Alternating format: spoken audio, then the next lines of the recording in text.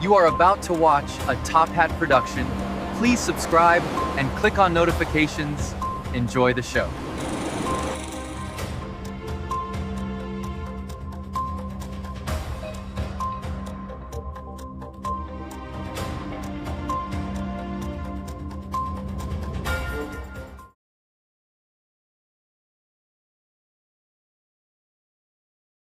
Audio again. There it goes. My audio is back.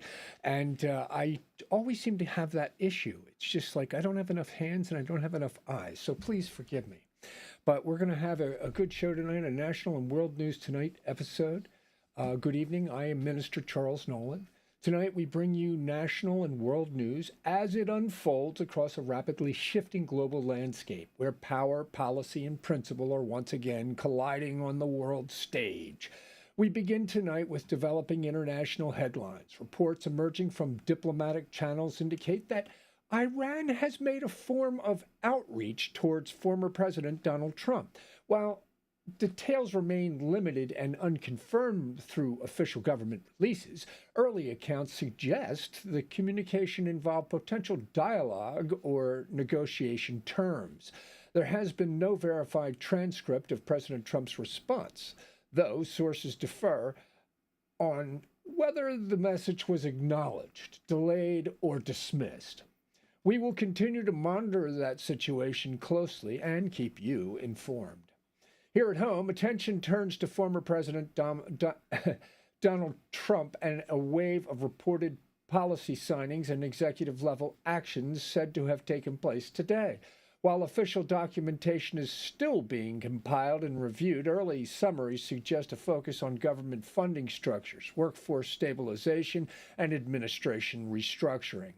Among the key themes reported addressed, reinforcement of federal agency funding pipelines, adjustments to budget allocation priorities, measures aimed at stabilizing federal employment continuity. If confirmed, these actions could directly impact agencies such as Social Security Administration, Department of Veterans Affairs, Department of Homeland Security, Internal Revenue Service. The central question many Americans are asking tonight: when will government employees be paid? It's a good question. While no universal date has been officially confirmed across all agencies, financial analysis suggests that if funding authorizations are finalized promptly, pay cycles could stabilize within the next standard federal payroll period, typically within 2 to 4 weeks. However, delays in legislative coordination or administrative processing could extend that timeline. For millions of federal workers and their families, this is not just policy, it is livelihood. Let's take a closer look at what this means.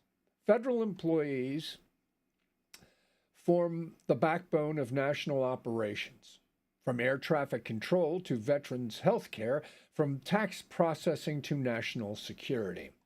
Any disruption in pay or funding creates ripple effects across local economies, housing stability, consumer spending, and national morale. Experts warn that prolonged uncertainty could place additional strain on already pressured American households. At the same time, supporters of the reported actions argue that restructuring is necessary to eliminate inefficiency and restore fiscal discipline. This debate, efficiency versus stability, is once again at the center of American governance. Now, to a story drawing a strong reactions across the country.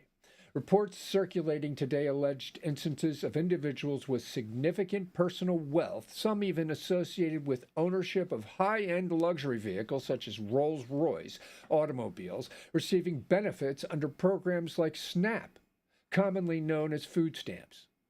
Let's be very clear. These claims are allegations and require verification through official audits and investigations.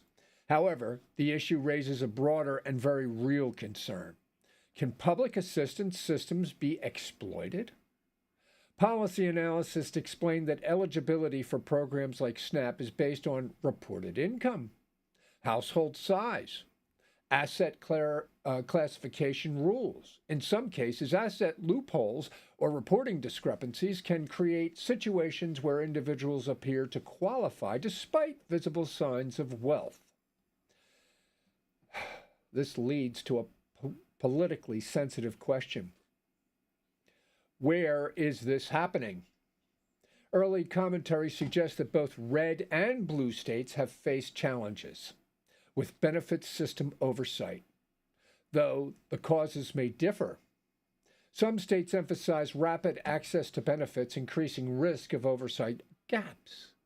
Others impose stricter controls but face criticism for limiting access to those in need.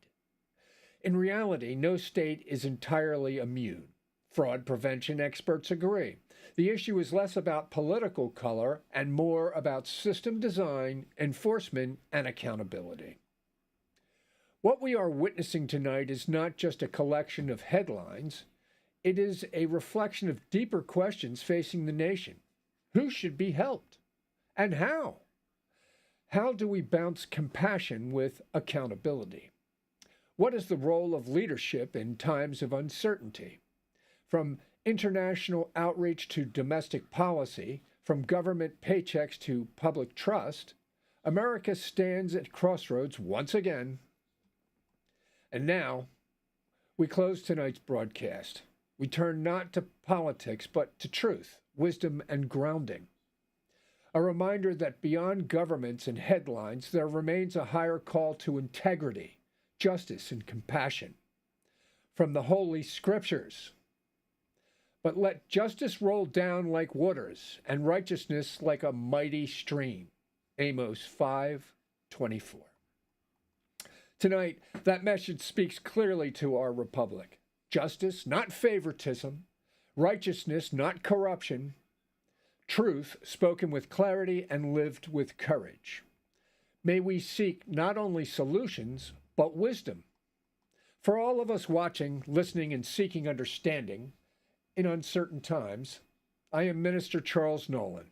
Good night, and may peace, truth, and clarity guide us all. Thank you for watching a Top Hat production.